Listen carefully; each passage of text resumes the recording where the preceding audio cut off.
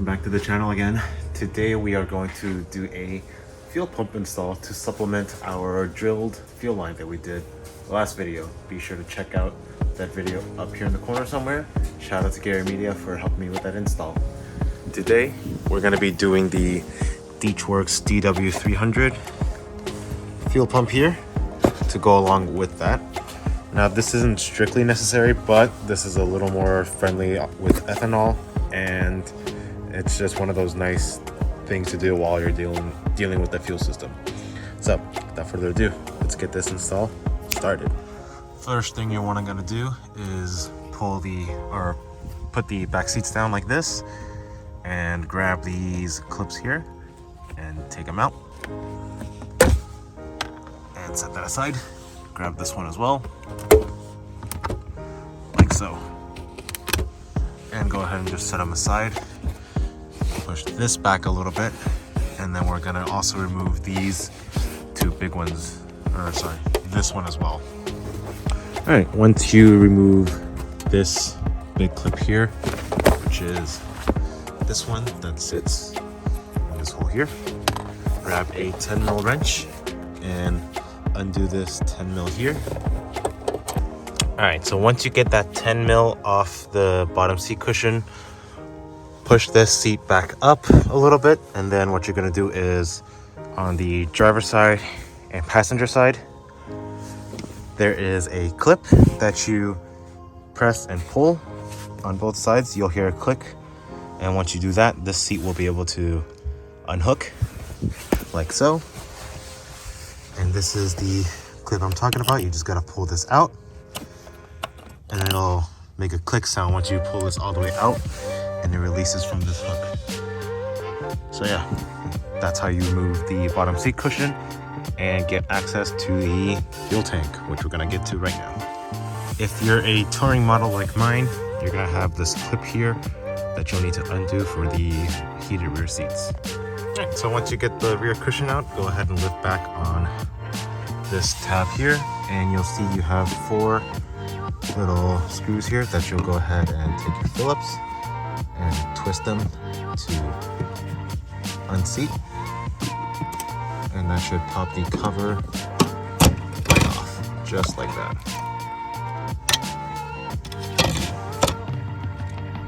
And before we continue, we're gonna go ahead and take a vacuum and suck out all this dirt, because we don't want any of that getting inside our fuel tank. Come to this gas cap and stick your fill funnel in here and press it all the way through to relieve some of the pressure in that gas tank. It's the gray funnel that comes in your spare tire. You just stick it in. That'll relieve some of the pressure in the tank, and then from there, take off the fuel line. Alrighty, got it vacuumed up. We went ahead and undid this electrical connector here. And what we're gonna do next is grab a towel and unplug this fuel connector here. I'm gonna set you guys down and get that undone. All right, I think you guys can kind of see what I'm working with here, but basically what we're gonna do is push this line in, grab the clips and pull that out, and a bunch of fuel is gonna spray out like that. I'm gonna slowly let our rag catch all of that. Hey guys, all right, so this is 2 days after the last clip. I had to get this tool to undo the lock ring, because this metal thing, I was using a hammer and a pick, and it was chipping away at the metal, and I wasn't comfortable with it. So I had to go pick up a tool that is specific to the Accord and CRV lock ring. So I'll leave a link for that in the description, but stuck that on, took a breaker bar and broke that bitch free. So we can take this lock ring out and we can grab the fuel pump. So go ahead and grab yourself a cover of some sort, because as you take this out, this will make a mess. A little tip for you guys is to do this with your gas tank as low as possible, so you make the least amount of mess.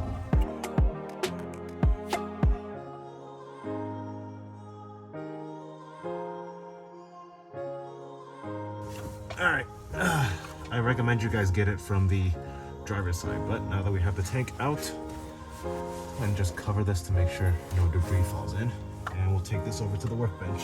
Alright, here comes the fun part next, where we will disassemble this and start crimping things in. Only thing you really need is a flathead or a plastic pry tool and some crimps. And I have this heat shrink here just to wrap everything up. So to get started, let's go ahead and disconnect our harness up here. If you get that disconnected, and pull it out of the little holder thing here. We'll go ahead and take this out of here as well. And the thin wire is for the fuel level sending unit. Be careful with that. You don't want to damage that piece right there. Alright, so thin one is going to be on the one facing towards you. The outside, that's going to be your fuel level sender. And the fuel pump is the thick one. It's going to go on the inside here. So our next step is to take the center part out here, which is held on by these tabs here, I believe. So let's go ahead and start prying that up. Let's pry that gently and push it up a little bit. No need to be too forceful, just make sure it is loose. And repeat for the other ones. There's 2. Leave one more here. There's 3.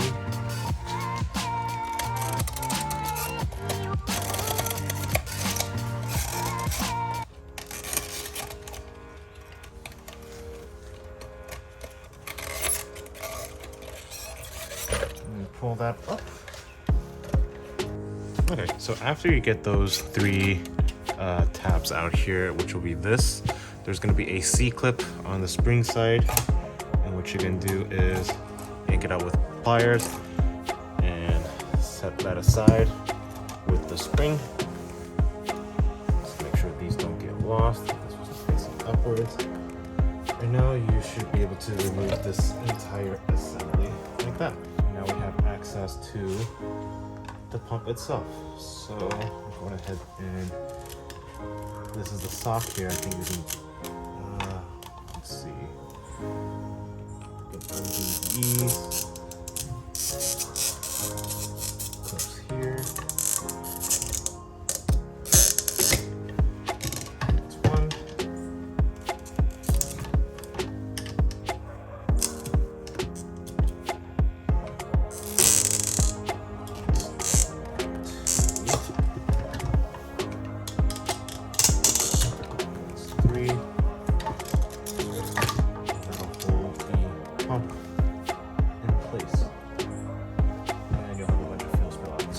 To get the existing pump out, what you're going to do is there are 3 tabs down here.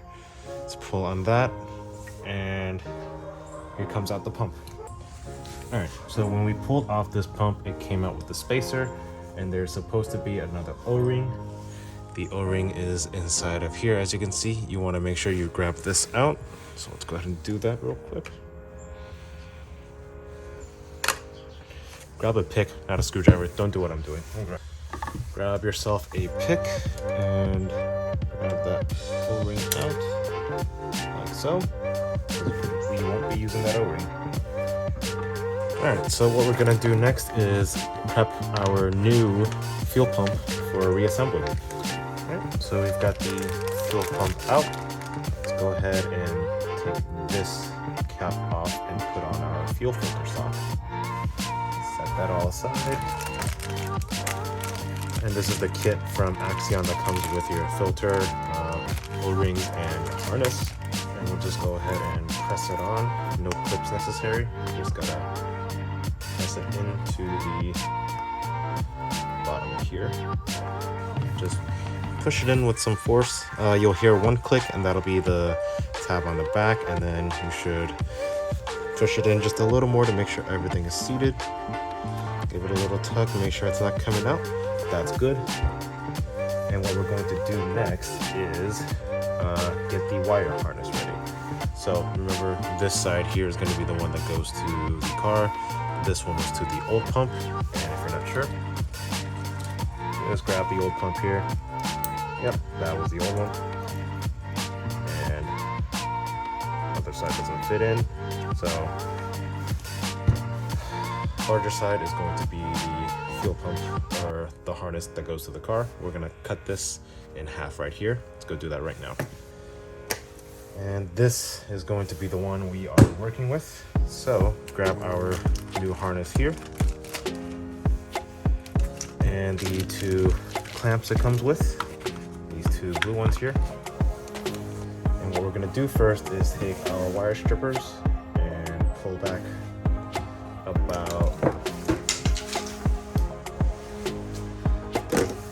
about half an inch or so. Let's go ahead and do that. I'd be lying if I didn't think these wires were a little hard to strip. Had to get a pair of pliers to pull off the sheathing. But you know, once you have one side stripped, grab your heat shrink here. And I'm gonna grab a red to correspond with the red, of course. And we're gonna slide it over. Grab this and slide it over the heat shrink tube. You want to make sure it's a little bit bigger because we are putting butt crimps on it, so we want to wrap it over that. So we'll put it like this and do the same thing on the black side and the same thing for the wire at the car side. So let's go ahead and do that real quick. Now that we've got this done, let's go ahead and connect these two up. So grab the included butt connectors here. Start with this one here.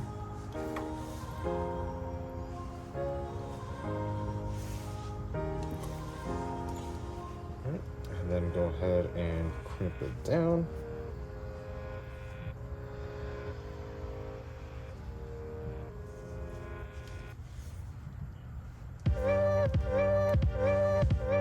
Like so. Gentle tug to make sure it's well connected, and repeat the same thing for the red side. So now that it is heat shrunk down, let's go ahead and get the assembly for this ready to go. So on this top side here, what you're going to do is grab the spacer that came out with the old fuel pump. Put that up like that. And then you're going to grab the two O-rings that came with the kit and slide it over top of that. Once you have those on, go ahead and get your plug in, like so, and slide it through the carrier.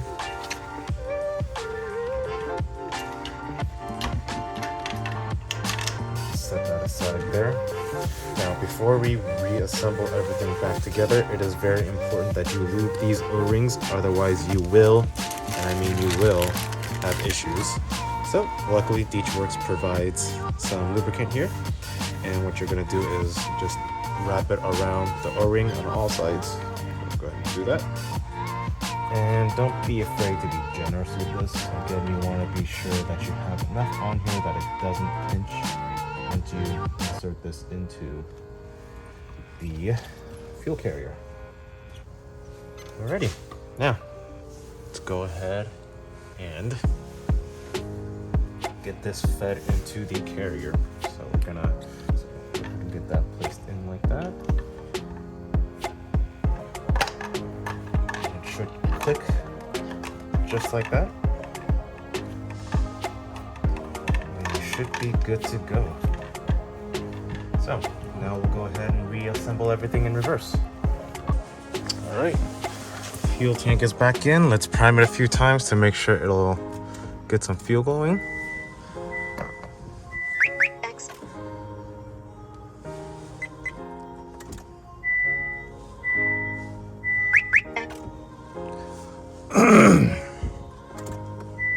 We'll prime it probably about 5 or 6 times.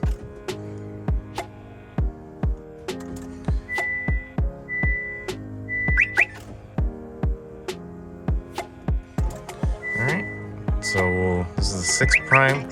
I'm gonna let it sit for a bit and see if that check engine lights. Guys, don't be like me. Remember to plug that stuff in. I forgot to plug it in. Oh, I thought we were gonna have to pull this tank. Okay, let's go ahead and put this back on and start it again. All right, one more time. All right, fuel does read. Fuel pressure is looking good. So what we're gonna do next is drive around for a bit, get some gas in because we're low, and see how everything does. All right, so far so good.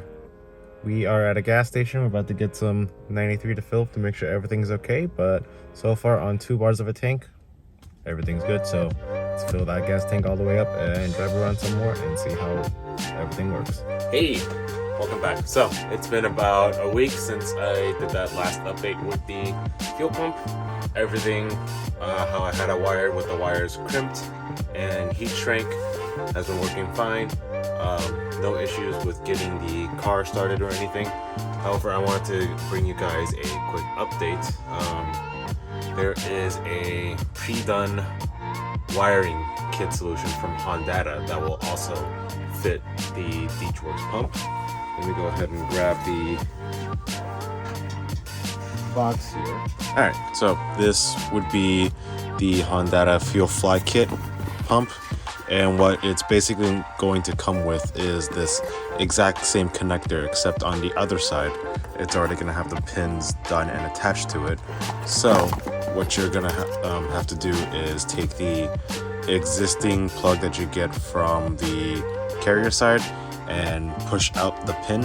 I'll put a little diagram over here on how you push it out. Basically what you do with the pin is you take the wires, slide it in a little bit, grab a thin pick and press down, and then you can unhook this, repeat for the negative, and then slide the new ones back in, and it will plug directly into the DRob fuel pump without needing to do any crimping or heat shrinking or soldering.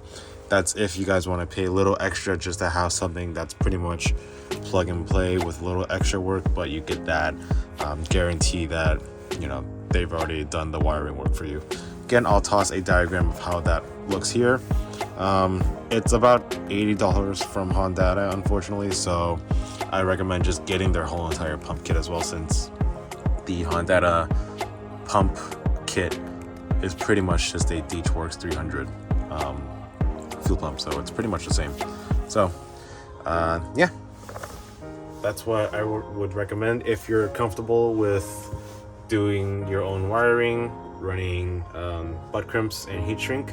You know, the DRob, it's a great kit. It's cheaper than the Honda one, but if you want something that's pretty much plug and play, all you gotta do is just de-pin the connector. Get the Honda one. It's the exact same pump, just branded as Honda, and it'll come with the pins on the other side that you can just de-pin your existing one and plug new ones in, and you'll have a solid connection through and through. Otherwise, this pump has been great so far for the week that I've had it, no issues.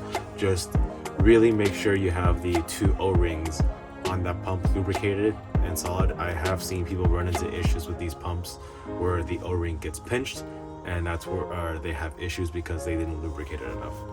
So yeah, hopefully this video wasn't too long. I know it's probably about 15 minutes now, but if you found that helpful at any point, be sure to like and subscribe. Follow my Instagram at QMedia. That's where I'll more likely to check out any questions you guys have for me. So peace out. See you guys in the next one.